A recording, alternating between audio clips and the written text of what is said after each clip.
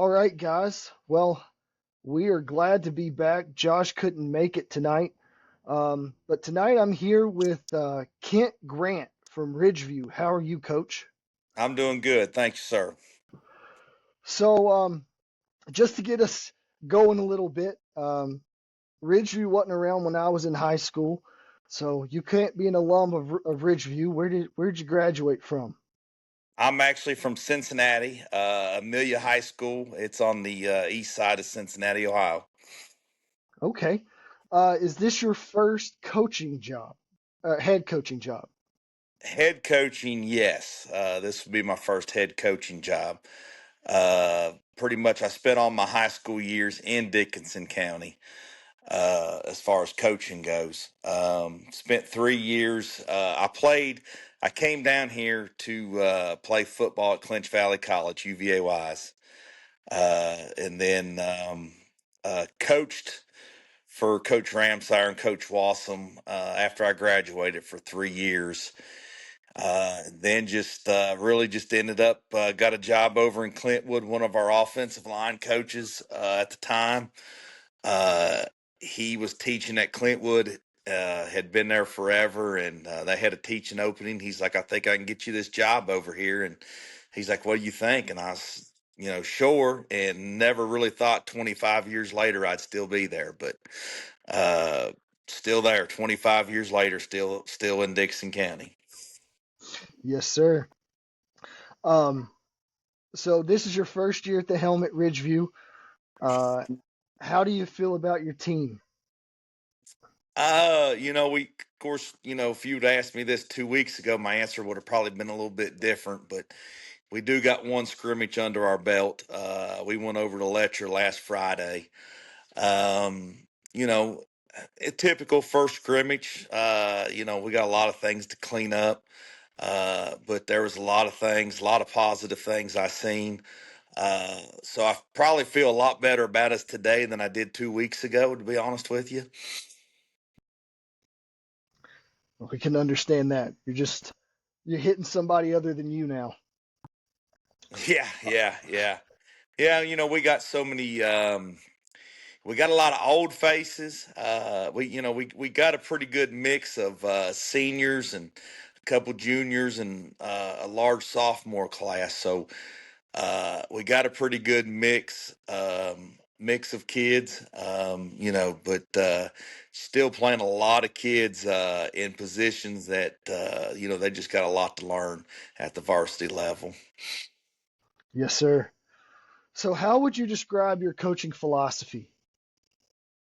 Um, I, I'm not really sure. I coached under Coach Ramsire. Or I'm sorry, I played under Coach Ramsire and coached under him. Probably a lot of what I take is from him. Of course, he was a Hall of Fame coach.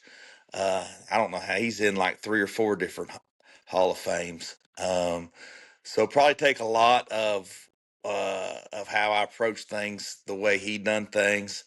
And then I was under Rick Mullins at Clintwood. I was the defense coordinator for Rick. And Rick, actually, when I first met Rick, I was a player at the college.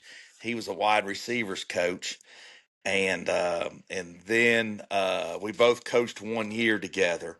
I kind of feel like both of us drew from what we learned under Coach Ramsire.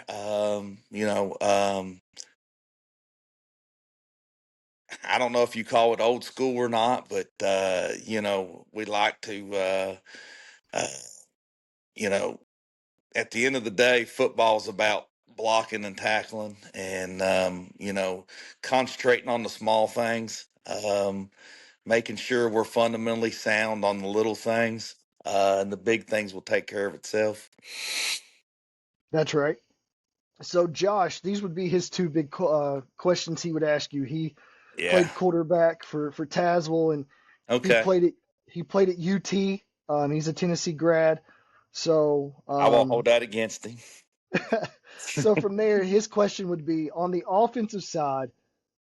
the X's and O's? Are you spread, air raid? What kind of offense are you looking at?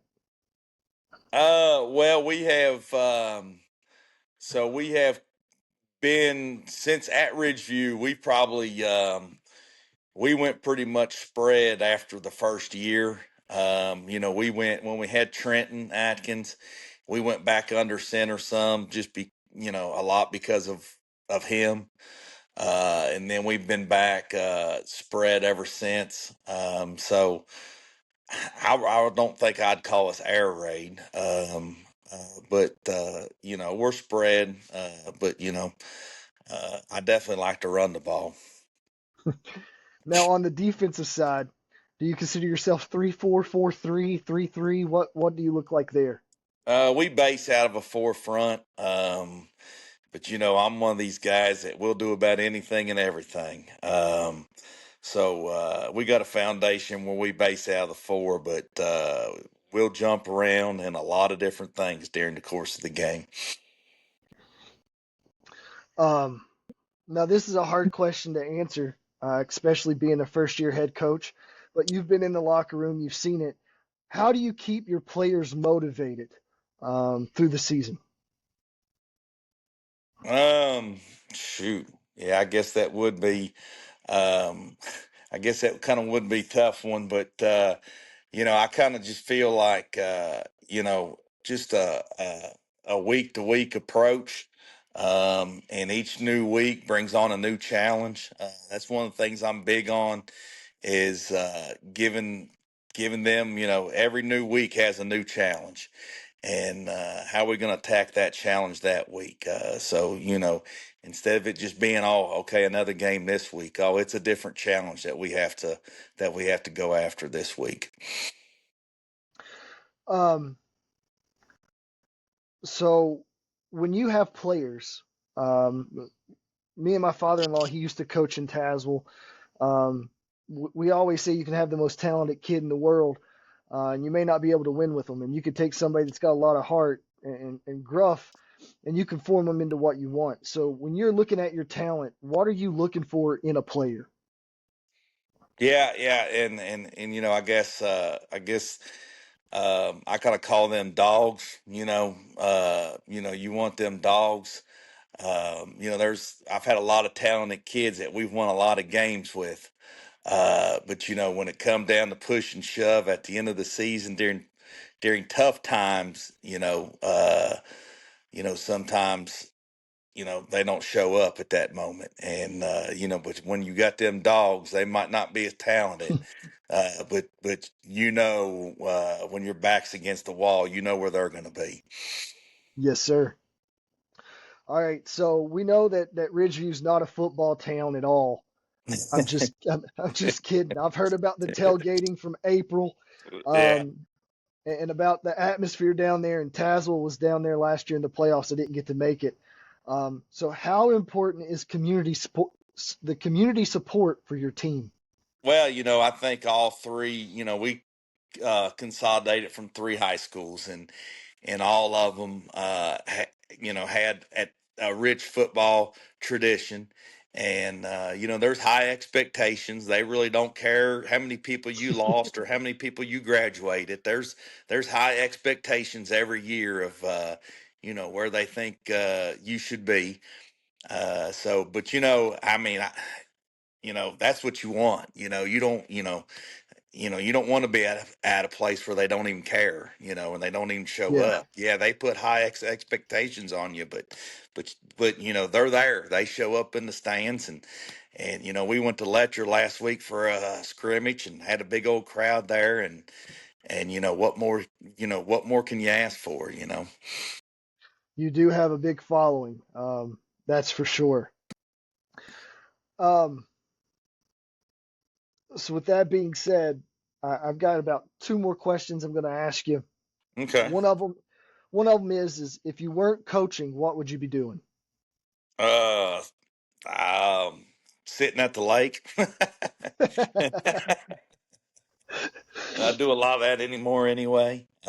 It used to be I was chasing my kids around all the ball fields and everything, but Now I only got 2 left in school, so I don't have to do that as much anymore. So we spend a lot of time at the lake. We've got a house on Cherokee Lake, so that's if we ain't here doing this, you'll find us in Tennessee sitting at the lake. Um, if you could coach anywhere at any level, where would you coach? I don't think I would change it. I mean, I think what I've experienced, the you know, but I only know one place. Like I said, I've been in Dixon County for 25 years now, and never really. The only time I'd ever been in Dixon County in my life, up to the time I started teaching there, we played a football game there my junior year because we had tore up J.J. Kelly so bad. We played a football game there, and that was really. The only time I'd ever been there. And then I started teaching there, and one year went after another, and just really fell in love with the place.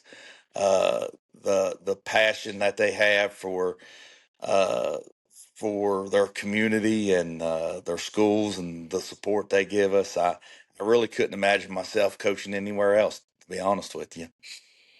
Well, that's a really good answer there, Coach. So you said that because he's a Tennessee fan grad. Who's your college team? Ohio State. Oh no. Oh. Whew. Yeah. So I'm a Mountaineer fan, but Hmm.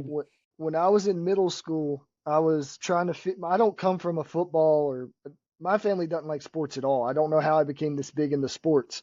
Yeah. Um, but I was a Miami fan, and that was not pass interference in the end zone. Still stuck to it, okay? Uh-huh. I beg to differ, but All right, so last question of the night. If you listen to our podcast, we end every single podcast with this question. It does not have to be in Dickinson County; it can be wherever. But we always like to tell a place that we like to eat. We pick a game of the week, and we try to find a place that's close there. Or if it's in Tazewell, we'll hit a place here in Tazewell. But where is your favorite place to eat, Coach? you talking about in Dixon County? No, no, it can be anywhere you want. Oh, I get to plug somewhere to eat, huh? Uh, Yeah. I guess since we were talking about the lake, there's a little place down at the lake in Morristown. It's called the Good Old Days. And that's kind of our go-to place. It's a just a nice little homely. It's got a lot of TVs and a lot of good food and nice little homey place. All right. Well, if y'all are in Morristown, there you go. Go check out Coach's favorite place. The good old days. Well, Coach, last year I picked you every time you played Union. So I hope if I pick you this time, you help me out with that Well, pick, okay? yeah, I know. They we almost got them in the playoffs. I thought we had them, but I mean they're awful tough to beat. So and they're even going to be tougher this year. They return about everybody. So Yes, sir. Well, I appreciate you for being on. I appreciate this interview, and good luck to you through the season. I appreciate you. Thank you, Coach. Bye.